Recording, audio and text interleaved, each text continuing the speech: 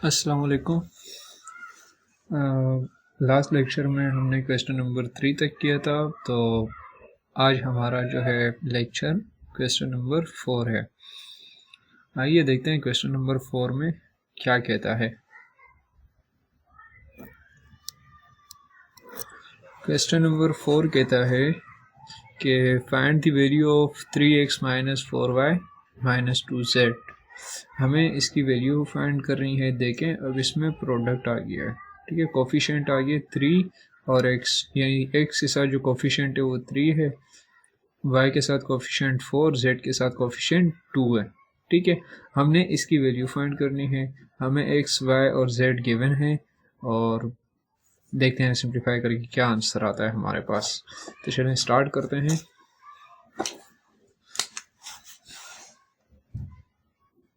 Question number 4, ठीक है, हमें फाइंड क्या करना है, पूरा सवाल नहीं लिख रहा, जो फाइंड करना है वही मैं लिख रहा हूँ। 4y माइनस 2z, ठीक है, x हमें गिवन है, x की जो वैल्यू है वो x की जगह पे पुट करें, जो y की वैल्यू है y की जगह पे और z की वैल्यू z की जगह पे, ठीक है। तो 3 into 3x cube minus 7x square minus 9x plus 7, ठीक है। फिर उसके बाद माइनस की साइन है, माइनस की साइन, उसके बाद 4 है, उसके बाद वैल्यू y की 12x cube plus 3x square minus 13x और प्लस 1, ठीक है। उसके बाद माइनस की साइन और 2 और z की वैल्यू क्या है 6x cube minus 5x square minus 6x plus 4, ठीक है। हमारे पास एक क्वेश्चन है, हमने वैल्यू पुट कर ली, ठीक है। अब हम 3 को इससे मल्टीप्लाई करेंगे, 4 को इस एक्सप्रेशन से मल्टीप्लाई करेंगे, 2 को इस एक्सप्रेशन से।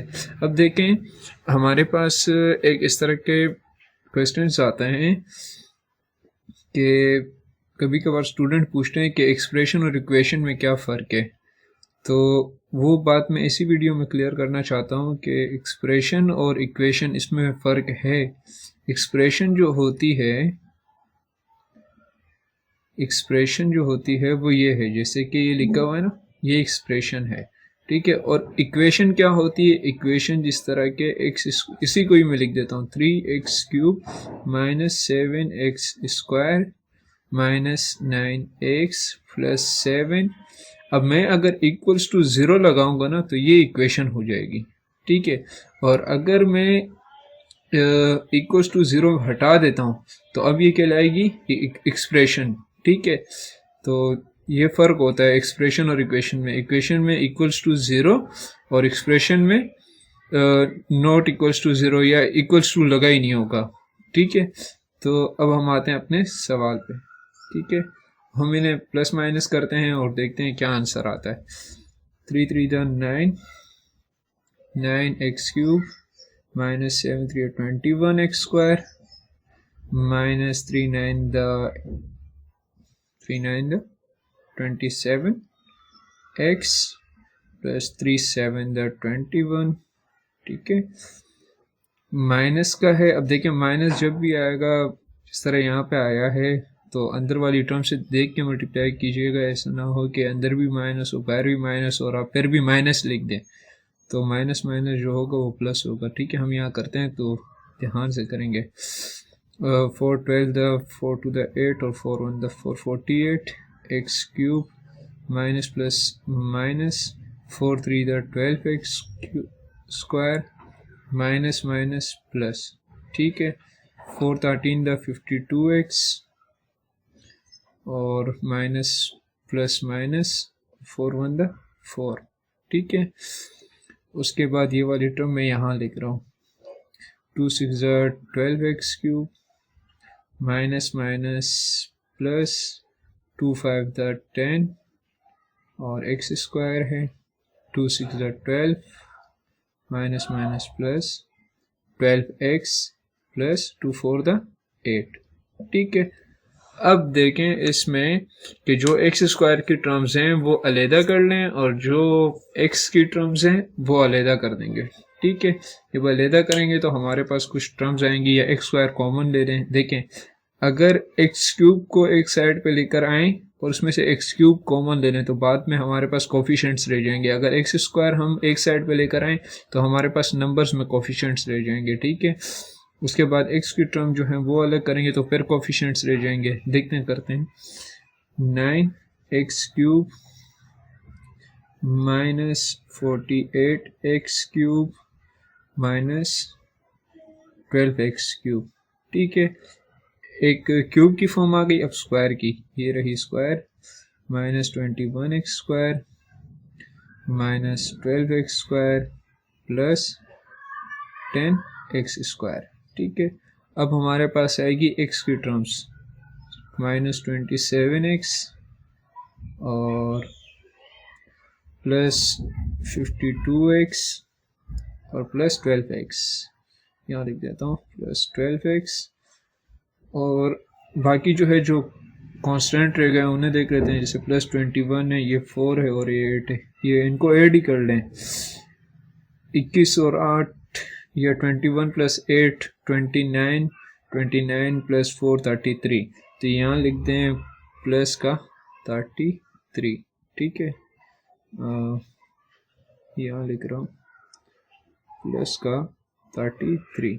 ठीक है, अब हम क्या करेंगे, देखें ये x³ है ना, x³ हम इन तीन जो टर्म्स हैं हमारे पास इसमें से x³ कॉमन ले लेते हैं। तो x³ कॉमन लिए हमने, 9 माइनस 48 माइनस 12। ठीक है, अब यहाँ से x² कॉमन लें और साइन माइनस की निकाल लें, माइनस x², तो माइनस माइनस प्लस होगा, तो हाँ यहाँ प्लस आएगा। ठीक है, देखो अगर ये ब्रैकेट दोबारा ओपन होगी ना तो माइनस प्लस दोबारा माइनस की फॉर्म बना लेगा, माइनस माइनस, और यहाँ पे फिर प्लस आएगा, प्लस का 12, यहाँ पर प्लस है तो माइनस हो जाएगा, माइनस का 10। ठीक है, और यहाँ पे देखिएगा कि माइनस 27x 52 और 12, इनमें से जब x कॉमन लेंगे तो माइनस का x लें या प्लस का x लें, मर्जी है आपकी, या माइनस का ले लेता हूँ x। ठीक है, बाद में हमारा सॉल्यूशन सेम ही आएगा, 27 माइनस 52 और माइनस तो निकला हुआ है बाहर, ये हो जाएगा माइनस का 12। ठीक है, और यहाँ प्लस का 33। ठीक है, अब हम क्या करेंगे कि ये जो कोफिशिएंट्स हैं इनको प्लस माइनस करेंगे, जो भी इसकी बाकी रकम बचेगी उसको हम नीचे लिखेंगे। ठीक है, जैसे कि 48 और 12 होते हैं 60, माइनस के ना दोनों तो ऐड हो जाएंगे, तो 60 आया, 60 में से 9 माइनस हो जाएंगे, तो फिर हमारे पास यहाँ पे आएगा माइनस का 51। ठीक है, और x³ है साथ में तो x³। ठीक है, उसके बाद इसको करें, 21 प्लस 12 33 होते हैं, 33 माइनस 10, 33 माइनस 10 यानी कि 23, तो 23 तो ब्रैकेट में 23 मल्टीप्लाई बाय माइनस, तो माइनस का 23, माइनस का 23 x²। ठीक है, हुआ क्या, देखो ये हो गए 33। ठीक है, ये हो गए माइनस का 10, 33 माइनस 10 आते हैं 23, लेकिन ये 23 जो है अभी फिल वक्त ब्रैकेट में है, तो ये जब ब्रैकेट में प्लस का 23 है और बाहर है साइन माइनस की, जब माइनस 23 से मल्टीप्लाई होगा तो माइनस का 23 होगा। ठीक है, ये किया है। इसके बाद क्या है, 27 माइनस का 52 और माइनस का 12, माइनस का 70, माइनस का 70 और प्लस का 27, यानी कि माइनस प्लस का 37 नहीं, माइनस का 37, देखें ना, माइनस का 52 और माइनस का 12,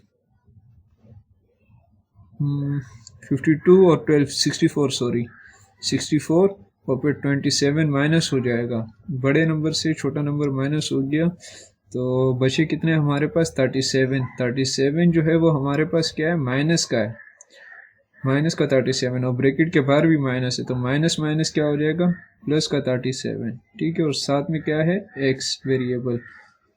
ठीक है, और लास्ट में हमारे पास क्या बची है, प्लस का 33, वो यहाँ लिख लें, तो ये हमारे पास क्या है, आंसर आ गया इसका। ठीक है, अब नेक्स्ट क्वेश्चन देखते हैं। नेक्स्ट क्वेश्चन हमसे क्या कहता है, क्वेश्चन नंबर 5।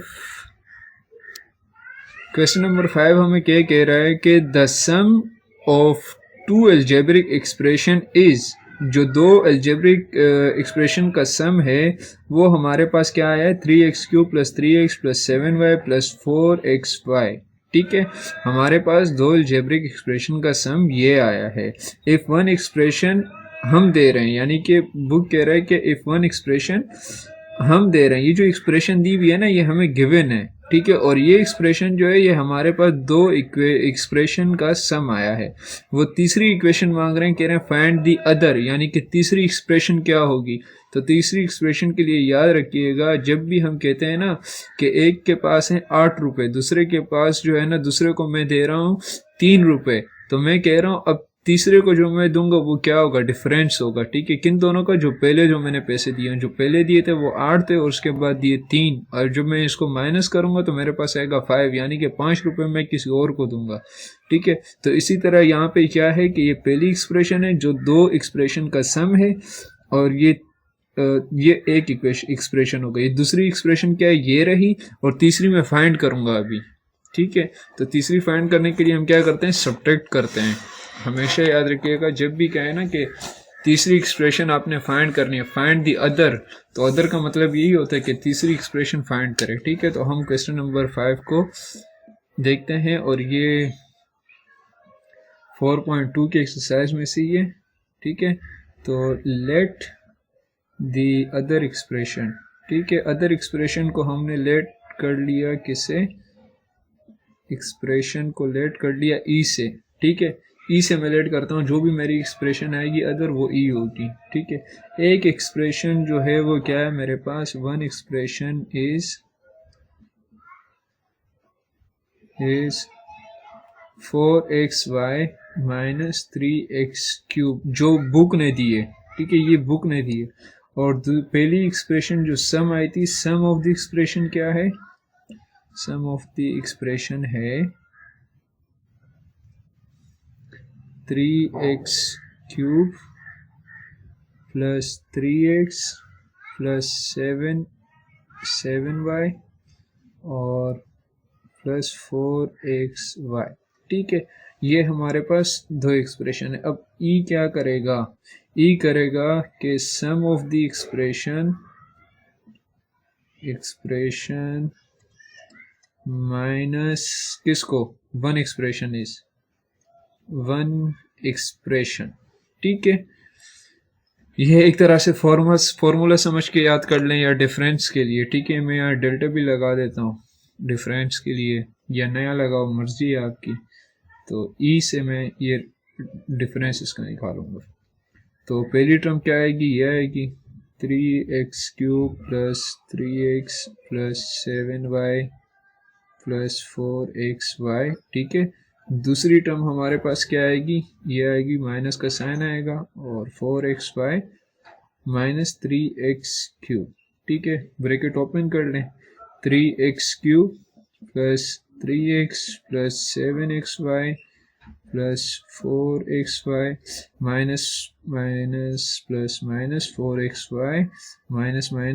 -+ तो 3x³। ठीक है, x³ की रकम एक साइड पे कर लें और 4xy की एक साइड पे।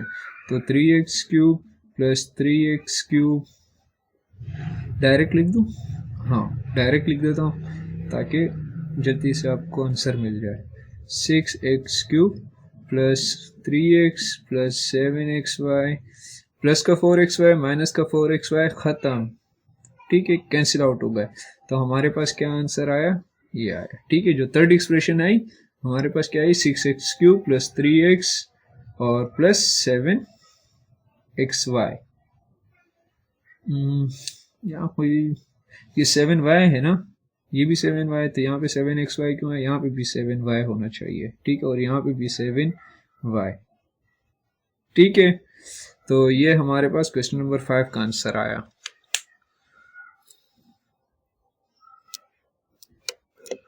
क्वेश्चन नंबर 6 क्या कहता है कि the sum of two algebraic expression is this term, if one of them this term then find the other. ठीक है, इसमें भी कोई घबराने की जरूरत नहीं है, हमें पहले एक्सप्रेशन जो दी है वो दो एक्सप्रेशन का सम है। ठीक है, और जो थर्ड एक्सप्रेशन वो दे रहा है हमें, सॉरी सेकंड एक्सप्रेशन जो हमें दे रहा है वो हमारे पास भी एक एक्सप्रेशन है, उससे हमने इन दोनों की मदद से हमने तीसरी एक्सप्रेशन फाइंड करनी है। फिर वही बात कही थी इन लोगों ने कि दोनों का डिफरेंस लेना है। ठीक है, तो होपफुली अगर पहला क्वेश्चन आपको समझ आया होगा तो सेकंड आप खुद कीजिएगा। इसके बाद क्वेश्चन नंबर 7 स्टार्ट करते हैं, फाइंड द प्रोडक्ट। ठीक है, प्रोडक्ट किस तरह करते हैं, प्रोडक्ट का मतलब होता है मल्टीप्लिकेशन। तो मल्टीप्लिकेशन में भी कुछ माइनस प्लस की एक्सप्रेशंस भी होती हैं। ठीक है, ये एक्सप्रेशंस भी हैं। अब ये देखें, ये जो है इर्रेशनल है। ठीक है, अगर आप लोगों ने क्वेश्चन चैप्टर नंबर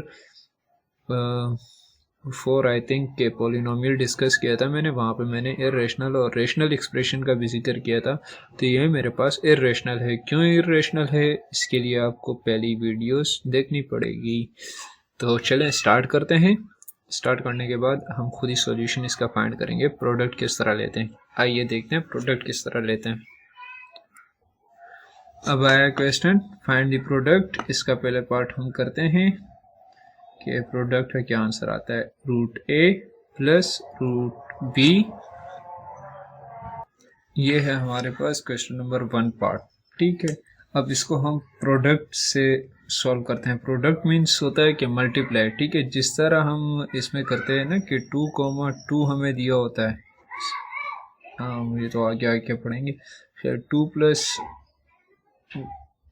ऐसा नंबर 3 में ऐसी फर्जी समझा रहा हूँ मैं कि 1 मिनट, ए कोमा बी करते हैं जिस तरह सेट्स में हमने पढ़ा था B comma A.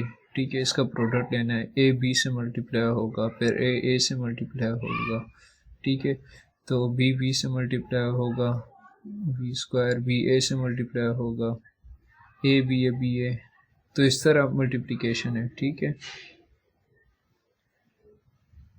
A B से ए बी और ए से ए स्क्वायर, बी बी से बी स्क्वायर और बी ए से ए बी, ये बी है। ठीक है, तो इस तरह का ये एक सोल्यूशन आ गया। इसी तरह ये प्रोडक्ट भी है, इनको भी आपस में मल्टीप्लाई करवाना है। करवाना किस तरह है, चले देखते हैं कि करते किस तरह है हम प्रोडक्ट। ठीक है, ये फर्स्ट नंबर जो है, बस याद रखिए फर्स्ट नंबर जो है ये इससे ही मल्टीप्लाई होगा, ये इससे ही मल्टीप्लाई होगा, ये इससे भी मल्टीप्लाई होगा। ठीक है, मल्टीप्लाई करने के भी तरीके होते हैं कि किस तरीके से मल्टीप्लाई किया जा रहा है। ठीक है, चलिए मल्टीप्लाई करते हैं फिर देखते हैं। रूट ए और मल्टीप्लाई बाय ए, तो ये हो जाएगा ए रूट ए। ठीक है, root a multiply by minus root a b. अब देखें इन दोनों की जो मल्टीप्लिकेशन है कुछ इस तरह है, जैसे रूट 2 है। ठीक है, और ये मल्टीप्लाई हो रहा है रूट 2 से। ठीक है, जो आने वाला आंसर है वो क्या आएगा, 2 आएगा। क्यों 2 आएगा भाई, क्योंकि देखो ये भी रूट 2 है, ये भी रूट 2 है। रूट की पावर होती है 1/2 और 2 जब प्रोडक्ट में आते हैं तो इसकी पावर बन जाती है स्क्वायर। अब मैं कहता हूँ कि स्क्वायर के ऊपर जो है रूट है और वो है 1/2। 2 से 2 कैंसिल, बचे क्या 2, तो मेरे पास क्या आया 2 आया। ठीक है, फिर से देख लें एक बार इस चीज़ को देख लें, देखो 2 है और ये भी 2 है। ठीक है, इसकी पावर 1/2 है, इसकी पावर 1/2 है, तो मैं 1/2 को कॉमन ले लेता हूँ। ठीक हो गया, 2 और 2 की पावर क्या है 1 है, तो ये दोनों सेम बेस हो गई, 2 और 2 हो sorry same base power add हो गई तो 2 स्क्वायर हुआ और ये 1/2। ठीक है, तो 2 से ये 2 कैंसिल हो गया और बचे क्या मेरे पास 2। ठीक है, इसी तरह ये रूट ए है और ये रूट ए बी है।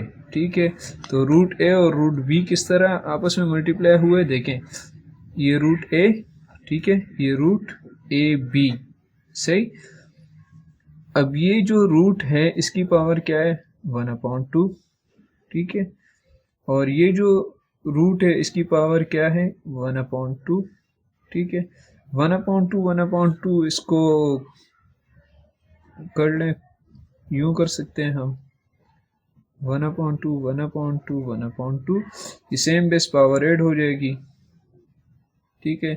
अब इसकी पावर भी 1/2 है और इसकी पावर 1/2, इसको होल में ले जाओ ना, होल में लेकर जाओगे तब ऐड करवाना, दोनों की पावर है तो ये 1/2 हो जाएगी, और यहाँ 1 + 1 तो ये होगा a², ये हो जाएगा 1/2, 2 से 2 कैंसिल होगा, ac आ गया, ठीक है, माइनस का a एज इट इज आ गया, और अब ये जो b है इसके ऊपर रूट की पावर है तो यहाँ पे b यूँ आएगा, समझ आया, ठीक है। तो ये कुछ चीज़ें होती हैं प्रोडक्ट में, इस तरह की मल्टीप्लिकेशन होती है। अब आगे देखते हैं क्या है। अब रूट a जो है रूट b से मल्टीप्लाई होगा तो b रूट a लिख दो, ठीक है। ये प्लस का रूट b है और ये प्लस का a है तो ये हो जाएगा प्लस का a रूट b, ठीक है, a रूट b, फिर रूट b और ये माइनस का रूट a b, तो ये बन जाएगा माइनस का b रूट a, ठीक है। ये प्लस का रूट b और ये प्लस का b, तो ये बन जाएगा b रूट b, ठीक है। यहाँ तक तो होपफुली समझ में आ गया होगा। अब क्या करेंगे, देखो ये माइनस का a रूट b कैंसिल हो जाएगा, ये प्लस के a रूट b से जो बाकी चीज़ें बच गई वो लिख लेते हैं, a रूट a और प्लस b रूट a, ठीक है। अब ये माइनस का b रूट a और प्लस का b रूट है ये भी कैंसिल हो जाएगा, ठीक है। तो हमारे पास क्या बच गया, प्लस का रूट a रूट a और b रूट b, ठीक है। तो ये हमारे पास क्या आया, आंसर आ गया इसका, ठीक है। इसको साफ लिख देता हूँ कि समझ में आ जाए, a root a plus b root b, ये आंसर है। इसी तरह इसका दूसरा पार्ट देख लेते हैं। दूसरा पार्ट देखते हैं क्या कहता है कि a² minus ab plus b² और ब्रैकेट है, फिर लिखा हुआ है a² plus ab plus b², ठीक है। ये हमारे पास क्वेश्चन है, इसका प्रोडक्ट लेते हैं, क्या होगा, पहले ये इससे मल्टीप्लाई होगा, फिर ये इससे, फिर ये इससे, ठीक है। करते हैं, देखते हैं। a² और जब a² से मल्टीप्लाई होगा तो a की पावर 4, a² और a से मल्टीप्लाई होगा तो हो जाएगा a³ b, ये जब इससे मल्टीप्लाई होगा तो आएगा a² b², ये जब इससे मल्टीप्लाई होगा तो क्या आएगा, माइनस का a³ b, ये इससे मल्टीप्लाई होगा तो क्या आएगा, माइनस का a² b², ये जब इससे मल्टीप्लाई होगा तो आएगा माइनस a b की पावर क्यूब, ठीक है। उसके बाद प्लस का a² b², ठीक है, फिर आएगा प्लस का a b³, ठीक है, फिर आएगा b की पावर 4, ठीक है। हमने तीनों को मल्टीप्लाई करवा दिया। अब हम जो सेम पावर होगी एक बार रीचेक कर लेते हैं, कोई मिस्टेक तो नहीं हुई। a इससे मल्टीप्लाई हुआ ये आया, a जब इससे मल्टीप्लाई हुआ ये आया, a जब इससे मल्टीप्लाई हुआ तो ये आया, माइनस ab जब a² से मल्टीप्लाई हुआ तो माइनस का a³ b आया, तो ये जब इससे मल्टीप्लाई हुआ तो मेरे पास आया a² b², ये जब इससे मल्टीप्लाई हुआ तो मेरे पास आया माइनस का ab³ प्लस b² a² से ab², और ये जब इससे मल्टीप्लाई हुआ तो आया ab³, जब इससे मल्टीप्लाई हुआ तो ये टर्म आ गई, ठीक है। तो हमारे पास टोटल 9 टर्म्स आई होंगी, काउंट भी कर लेते हैं, 1 2 3 4 5 6 7 8 9, ठीक है, 9 टर्म्स आ गई। अब इसको हम देखते हैं, पहले फर्स्ट पावर कौन सी हाईएस्ट है वो लिख लेते हैं, a की पावर 4, उसके बाद कैंसिल आउट कर लेते हैं, जो कैंसिल आउट हो रही है उससे कैंसिल आउट उसी टाइम कर दो, ये प्लस का a², ये माइनस का a² b², ठीक है। ये माइनस का a³ b, और देखें यहाँ पे कोई ऐसी टर्म आ रही है a³ b की, ये रही a³ b और ये माइनस का a³ b, ठीक है, ये भी कैंसिल आउट हो गई, ये माइनस का ab³ ये प्लस का ab³, ठीक है। तो बचे क्या मेरे पास a4 प्लस a² b² और प्लस b4, ठीक है, लिख लो इसे प्लस b4।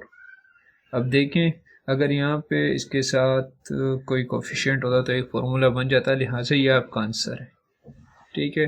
तो आज हम यहीं तक रखते हैं अपना टॉपिक, नेक्स्ट में हम क्वेश्चन नंबर 8 करेंगे जो कि डिवीजन का टॉपिक है और मोस्ट इम्पॉर्टेंट टॉपिक है, तो उसे भी हम जल्दी से स्टार्ट करने वाले हैं नेक्स्ट वीडियो में।